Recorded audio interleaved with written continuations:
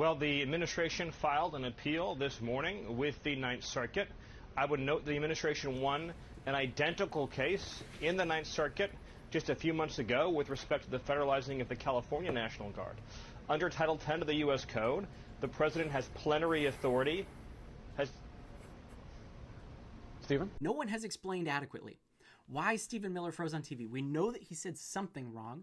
We know that he's advocating for plenary, unitary executive. There's Project 2025, but I can give you the exact details of what they're going to try and do and what their legal arguments are going to be. My name is Christopher Russell. I held a law degree from Wake Forest University. I held a top secret clearance from the Department of Defense through the National Reconnaissance Office and through the State Department. I want to be your next president. The number one question I got in my last video about this topic is, what do we do? I have answers.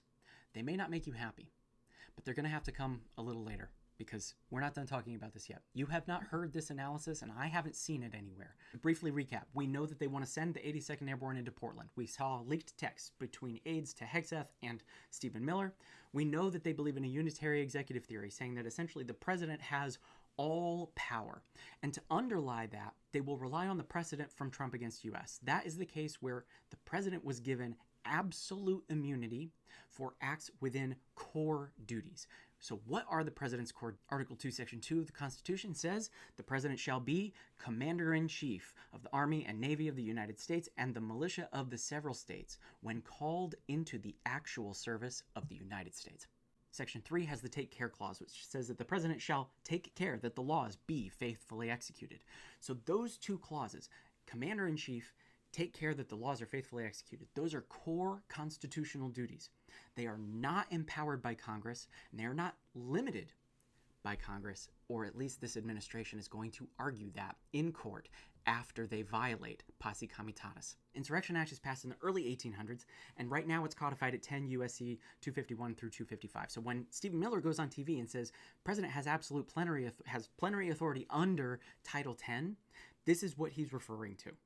But Stephen Miller's a moron, so he gave the game away because the president doesn't have plenary authority under an act of Congress.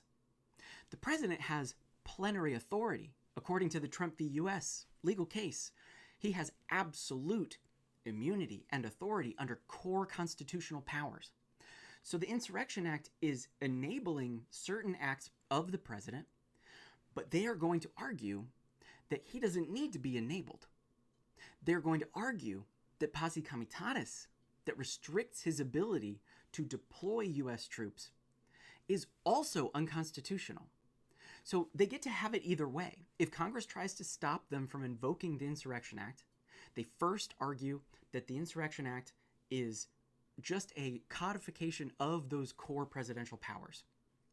And if they fail in that argument, they argue in the alternative, saying, actually, Posse Comitatus is unconstitutional, because Congress cannot restrict a plenary power of the president that is granted by Section 2 and Section 3 of Article 2 of the Constitution. I have to be absolutely clear. In a sane world, this would get laughed out of court. It is a specious argument. It is facile. It is reductive, ridiculous, a false legal interpretation, a baby's first argument in front of the Supreme Court kind of argument. But the Supreme Court is pretty amenable to those arguments these days. In the comments of my last video, there was a lot of nihilism. There's a lot of defeatism. What does it matter what their legal arguments are, what their justifications are, if they're breaking the law? They're showing us that they don't want to break the law. They want to remake it. They want a country with laws that serve them. They're not anarchists, they're fascists. If the Supreme Court enables this administration, they agree with the unitary executive theory of power, we become the criminals. This ridiculous law that violates 18 U.S.C. 241, declaring Antifa a domestic terrorist organization. It's not even a law, it's an executive order. That order, that law-breaking order, will become the law. We will become the criminals. We will be the traitors against a fascist regime if the Supreme Court agrees. And that's what we're fighting against.